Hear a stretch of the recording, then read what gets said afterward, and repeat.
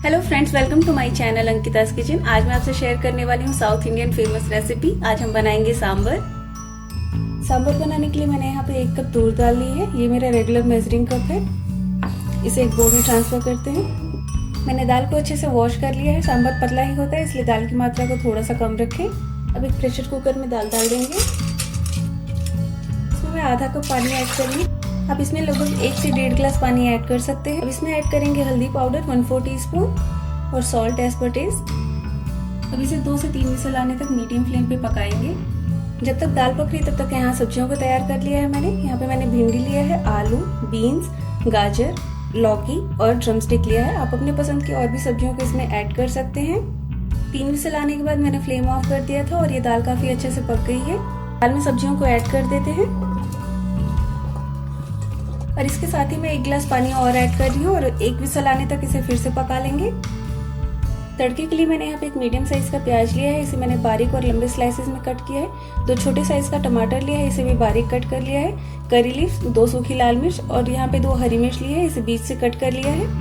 1 whistle आने के बाद मैंने फ्लेम ऑफ कर दिया था और सब्जियां काफी अच्छे से पक गई हैं, गली बिल्कुल भी नहीं है। अब लगाते हैं तड़का।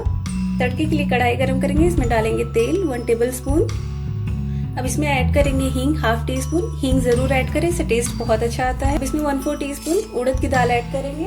4 टीस्पून चना दाल ऐड करेंगे, इसे साउथ इंडियन टच देने के लिए। अब इसमें ऐड करते हैं राई 1/2 टीस्पून और जीरा 1/2 टीस्पून। इन सारी चीजों को अच्छे से चटकने देते हैं। अब इसमें ऐड करते हैं 2 सूखी लाल मिर्च, करी पत्ता, प्याज और हरी मिर्च ऐड कर देंगे और इसे मीडियम फ्लेम पे थोड़ा सा कलर चेंज होने तक भून लेना है।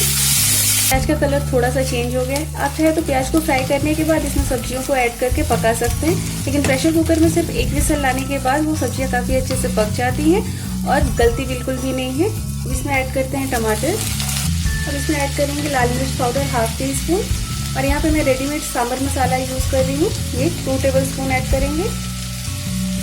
इन सारी चीजों को अच्छे से मिक्स कर देते हैं। सांबर मसाला ऐड करने के बाद और कोई मसाला ऐड करने की तो कोई जरूरत नहीं है।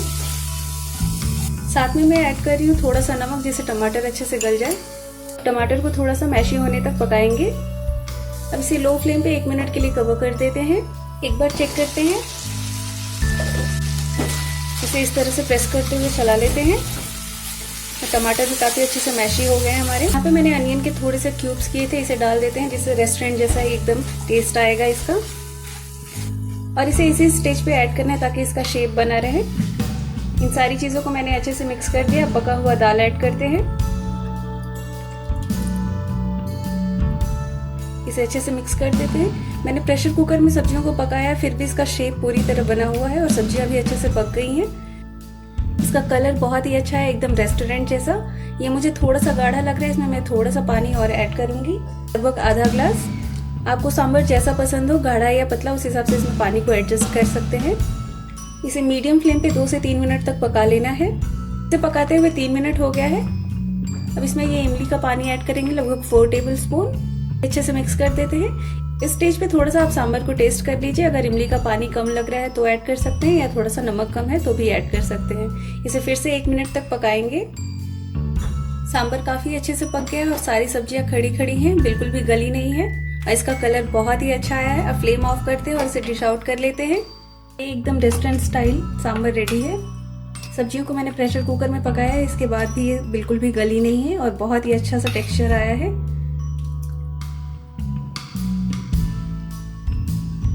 मैंने सांभर बनाने का बहुत ही आसान सा तरीका आपसे शेयर किया है, तो आप इस रेसिपी को ट्राई करिए और अपना फीडबैक देना ना भूलिए कि आपको मेरी ये रेसिपी कैसी लगी।